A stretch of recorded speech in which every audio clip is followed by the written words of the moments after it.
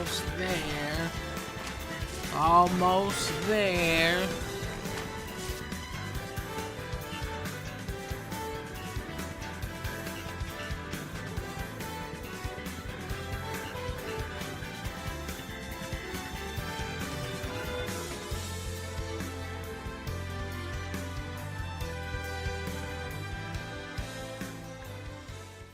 I want to preface everything that I say in this video with I am hopeful about this project. In my short time playing the game during Alpha 3, I had a lot of fun.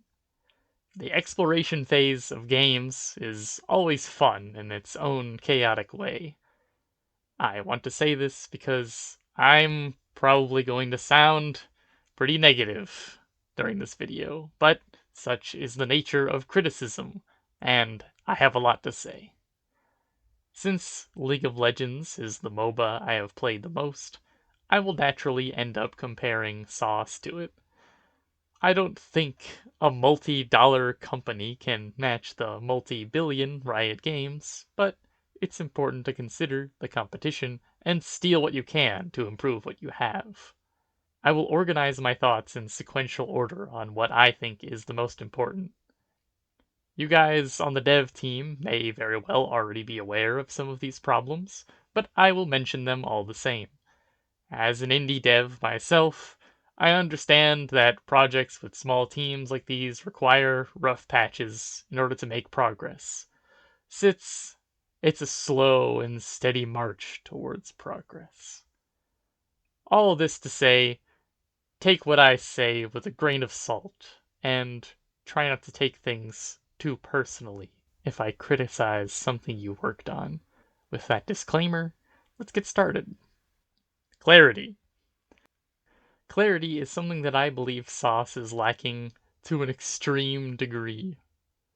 It is pervasive through many aspects of the game, including the characters, vessels, client, UI. Comes in terms of visuals, audio cues, and written text. I anticipate that this is the issue that will likely receive the most fixes naturally as you guys work on the visuals for the beta. If what my intermittent popping into the Discord has revealed is true. Let's start with the client. Many aspects of the client are visually clear. Solid borders indicating clickable buttons with hovering/interacting, getting a reaction with animations and color changes. It's also nice to not get blasted with what feels like ads for skins, battle passes, or whatever other money-making scheme is popular these days just by logging in. However, the client is very quiet, even with maxed out volume. There were multiple times where me and my friends would miss a cue because we did not hear the cue pop while tapped out watching a video or something. Nobody is going to sit there and watch Q these days, so when it pops, I want this shit to be like 2007 pop-up where it covers my entire screen with flashing lights. Of course, with a distinct audio cue that is audible even while browsing Twitter or whatever. If you really wanted to make the queue great, you could even make an app so people can accept queues on the shitter. Imagine the improved queue times.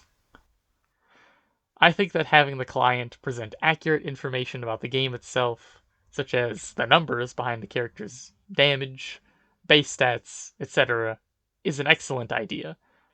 However, as it currently exists, it leaves a lot to be desired as a replacement to a proper wiki. I know wikis are usually fan projects, but for a complex genre of games like MOBAs, they are indispensable for learning about the game. The League of Legends wiki is an absolute treasure, with a level of detail and polish that is unmatched. Ratios, conditional modifiers, base stat comparison charts, cooldowns, characters, items, an entire patch history of every character, item, etc. As I said before, I don't expect the dev team to make this, especially when the game is changing so often in an early stage of development. It would be unreasonable to expect some 24 people to make that wiki, let alone the important part, the actual game. However, there are some pretty basic things missing from the info sections of retainers, vessels, items that heavily skew how you interpret the effectiveness of a particular ability. Cooldowns, as they are represented in the client, are inaccurate because they change with rank, and unlike damage, there is no way to see how this scales. There are few, if any, listed ranges for anything. Resource costs aren't listed, though I don't envy whoever has to design a clear UI for all of the vessels. A dash that goes 400 units is very different from one that goes 900.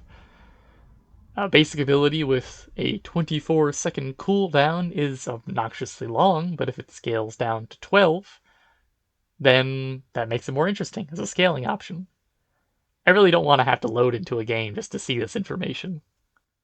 As it stands, I couldn't even find a vessel I wanted to learn about on the wiki itself. There are 2 different wikis, and patches are being pushed to live daily during alpha testing. To you guys' credit, it's nice to have the information in client automatically, update with these patches so I can see T-Boo getting a nerf. This makes finding info about the game tough, if no single resource is an accurate source for everything.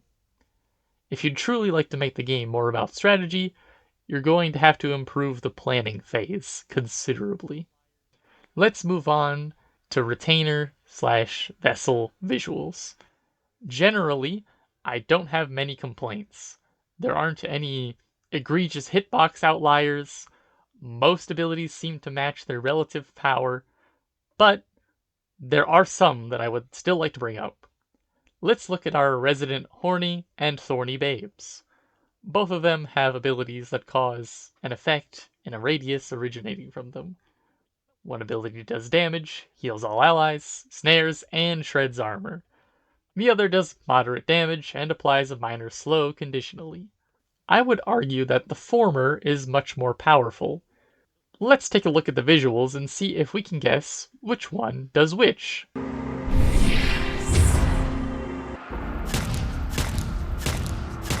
If you guessed horny babe, you're wrong. But you'd never know that as an outsider, since one basically makes a fart cloud while the character wiggles, and the other creates an enormous neon yellow circle on the ground. I understand Ammonia's visuals are fell flame, so you want to make it a special color, but the ability is way too visually noisy for its effect. On the other hand, Dandra's ability isn't nearly as visually striking as it should be. If you haven't played the character before, you might not even realize what's happening to you when she just walks over to you and snares you. You might not realize that you can cancel the channel to stop her from full healing her carry, etc. I'd also like you to consider a dynamic that will happen rather frequently when there are so few retainers. Mirror matchups. Some characters have very visually noisy abilities that can be completely indistinguishable whether an ally or enemy is casting it. One that I encountered that made my buddy angry was Omnu ult. I have no way of telling if it is an ally or enemy Omnu ulting, so when he ulted in, I ran away since they were off screen and all I could see was the expanding wave of shadows. Miscommunication like this is bound to happen if there are no ways to distinguish the differences. Take Overwatch, for example. When an allied Genji ults, he says the line in English, but on an enemy team, he says the line in Japanese, and it's much louder. You can do things like this where you slightly alter the audio or visual cues in order to enhance the readability of the game for people who aren't absolute gamers. Here's a quick bullet list of more abilities I think should be changed, and how I would suggest changing them, in no particular order. Not exhaustive list. Tibu F should have a more distinct audio cue when it activates, or perhaps the stance of the character should change when they fire auto attacks while empowered by the attack speed buff. Omnu E should be different if it's allied or enemy. Maybe a blue or red tinge to the expanding wave. Grob E is probably one of the most underwhelming ultimate abilities in the game, so its visual is pretty spot on. but it probably shouldn't be like this. Call W is an enormous range, AoE CC damaging gap closer that lands with all the fanfare of a wet fart. In another game, this would be an ultimate ability.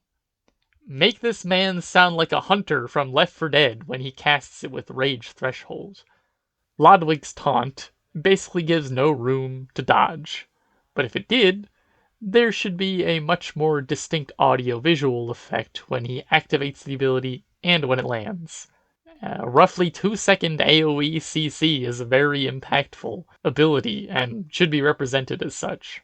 Marzena W stuns for 1.5 seconds and will pretty much automatically stun any melee character. Please add something more than a flick of the wrist. A flash of purple would go a long way. I can't see any visual difference between mere R while enraged or not enraged. Considering CC immunity is the benefit, this lady should be lighting up like a Christmas tree when she's unstoppable. Rakzul R, the smoking shadow version, is practically invisible with no cast time. It's pretty low impact, but it does at least slow, so it should, at the very least, be more clear when you're getting hit by it. TLDR, abilities should have audio and visual effects that are as noisy and obnoxious as the ability itself. A mismatch creates scenarios where you let OP abilities slip by undetected. Let's move on to the UI. This one will be brief. I'm mostly referring to the in-game UI, since I've already rambled about deficiencies in the client. I have some screenshots I'll show here of the improvements that are actively being made to the UI. I remember playing and not even knowing I leveled up. Many times I wouldn't even level up my ult, since I couldn't tell I could rank it up. But now, it is very clear which abilities you can and can't level up, so thanks for cleaning that up. It's also very easy to navigate through a lot of the menus in order to change your hotkeys or camera controls, what have you. So, good work on that too. My next gripe is the shop. Here you can see me looking for movement speed items using the Move Speed tab, then using the search feature. They are somehow not the same. This isn't criticism, this is me just pointing out something that isn't functional. Part 2. Energy and Rage. Resources like mana are pretty straightforward, since you start at the maximum and creep down as you use more abilities. This is to create the out of mana situation, where you have to go back and recharge it, usually by going back to base. You can spam as many abilities as you want if you don't mind accelerating this process. This is how it functions in SoSy, and is very hard to mess up without making the numbers incredibly high or low. Energy, as it is implemented in SoSy, functions as a pool that you can accumulate by performing actions, usually with auto attacks. This resource does not decay. The intention behind energy seems to be that you want to increase the level of effort in order to use a large quantity of abilities. Some kind of usually character-specific condition. However, what usually ends up happening is that some abilities just don't cost energy, or they generate energy with very little caveat. Click the button, gain the energy. This creates a dynamic where some abilities are limited only by how much resource you can generate, and others by CDR in the same character or the same vessel. Let's look at some examples of similar types of champions between League of Legends and Syndicate of Souls. Hecarim is a character that has an ability just like Ammonia Q, where the expectation is that you mash this button off cooldown, but Hecarim is a mana character and Ammonia is an energy character. They both deal similar amounts of DPS with a ramping up over time effect. They even both have the don't press this early game factor, since the resource cost is cut significantly with rank. The main difference that the resource pool for Hecarim increases as the game goes on, but Ammonia's does not, at least not naturally, meaning that Hecarim doesn't run out of his resource nearly as quickly as Ammonia does. Despite being very similar abilities, in practice they end up with different problems due to the nature of energy. Let's change the angle and look at how energy is regained in SoS compared to League. Let's compare Zed to Sinestra. First of all, energy functions fundamentally different in League, with abilities usually having a static or gradually decreasing cost. You naturally regenerate energy up to a static cap. So, at a baseline, Zed spawns in, and he can use all of his abilities. He can use his Shadow Clone teleport to get to lane faster, or to hop a wall, without worrying about not having energy to do his thing when he arrives at the fight. When Sinestra spawns in, she has half energy, which, at a baseline, means she cannot even cast both of her abilities that cost energy. If she dashes, she can't use the Vessel ability that costs energy. Most of the time, at least. I didn't try every single Vessel to see if one had like a 10 energy cost. Now let's hop into the middle of combat. We used a bunch of our abilities, consuming our energy. Now what? Well, for Zed, he can back off for a bit and re-engage at full energy again. For Sinestra, she has to go farm a camp or spend her ult to regain her resource, both of which take a lot of time. In combat, Zed can regain energy by doubling up on his abilities with his various shadow clones, providing a unique method of rewarding skilled play with the ability to endlessly click buttons.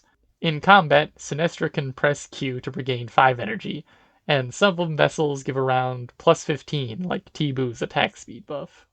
If you wanted to appear from stealth and assassinate someone, then you cannot use E as an energy refuel. Either assassinate someone, or cast all of your abilities. If one rotation was not enough, then you're probably going to be looking for minions to farm to regain your energy. Without any form of natural regen, energy, in my experience, simply functions as a worse mana. In League, energy is obviously superior, but in very intense scenarios where you need to non-stop press buttons, you will actually be unable to do anything. In SoS, you skip the press all your buttons part and move straight onto the unable to do anything immediately.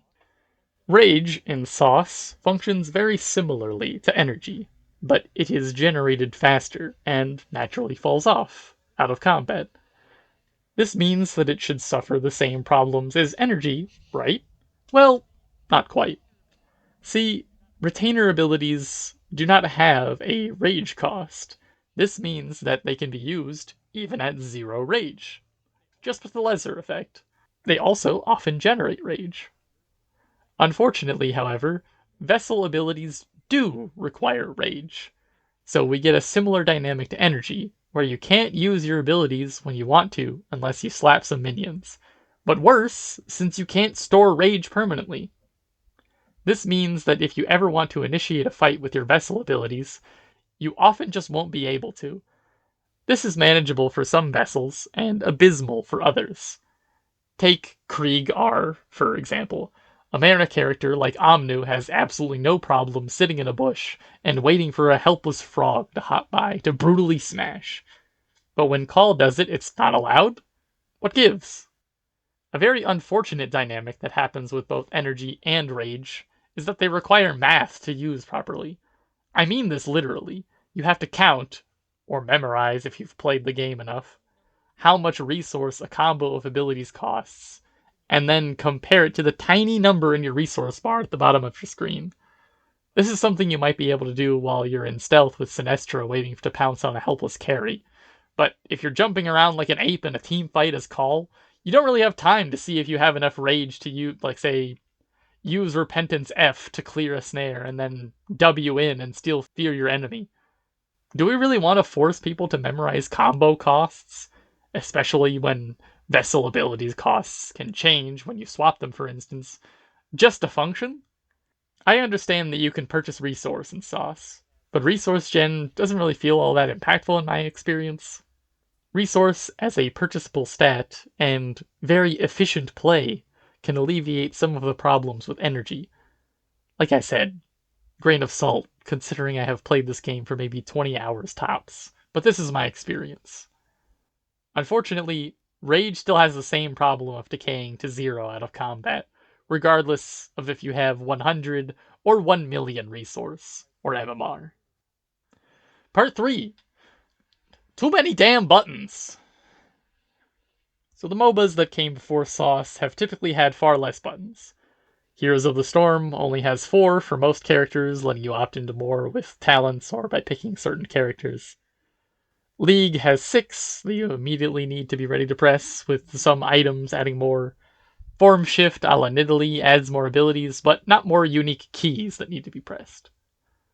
SoSy has a whopping 7 that you need to press. For players like me who aren't mechanical wizards, I was able to opt into 2 active items in League before I could no longer press all the buttons and would start misclicking. SoSy, with its extra button, stress tests a player's ability to move their fingers precisely around a set of keys. This is further exacerbated by the number of consumable items in SoSy. With the ability to buy things like the alchemy table and snag more potions, the jungle item smite equivalent being an additional button, it can be incredibly daunting to opt into anything more than that. I even saw one player with keybinds that involved using the Alt key. If that isn't a sign that you've got too many buttons, then I don't know what is. Remedying this problem has a few simple but impactful solutions. Scrolls are an easy thing to cull since those are just bonus. They don't need to be a part of a character in order for them to function. Every retainer and vessel has a very limited set of abilities that often rely on each other for synergy purposes, so cutting one from either can cause problems for vessels like Jabari that scale hard with how many buttons you get, or Galrock losing the ability to drop terrain for an F plus R combo. Part 4. Item Math. This is a math thing, but let's take a quick peek at some of the component items. If we take the value of the cheapest components and then divide them by the stats that they give, we can get a value for how much gold value the stat has per point. For attack speed, that is Stiletto at 20 gold per attack speed. If we extrapolate this to another component that only gives attack speed and it costs 500 gold, then it should give at least 25 attack speed. But yet Iron Claws costs more and gives less attack speed than just buying 2 stilettos. Even worse still, there is another attack speed item component in the War Sickle that couldn't make this math any more obvious. 4 stilettos, 800 gold, 40% attack speed.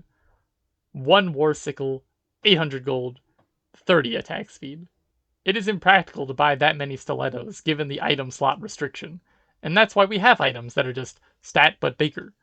But the way these component items work, they don't build into each other and are worse versions of their baby component, so the only reason you ever buy it is because you have to for an item. If these component items aren't going to build into each other, then they should at least give more stats than their lesser versions. You can apply the same logic to pretty much every other stat component item for PP, HP, EP, etc. This is just a massive feels bad when you have to buy the absolutely awful Rune of Eldoon for 60 EP, when you could have bought 75 EP using applicators in smaller increments. Your reward for saving up a large sum of money and making a big purchase is less stats. Please fix this. Part 5. Percent reduction and more math. Let's assume we have an ability with a 10-second cooldown, and we cast it immediately when it becomes available for 1 whole minute. This can be represented by an APM, or abilities per minute value. By comparing this value to the original APM new over APM original, we can get a ratio that represents how many more casts per minute as a percentage. With a 10-second cooldown, we can cast the ability 6 times for an original APM of 6. Let's see how much this value increases as we buy more CDR. We can see that each point of percent CDR is more valuable than the last, with the last 10% jump from 40 to 50% providing ludicrously high value compared to the first 10%. All forms of percent reduction function in this way.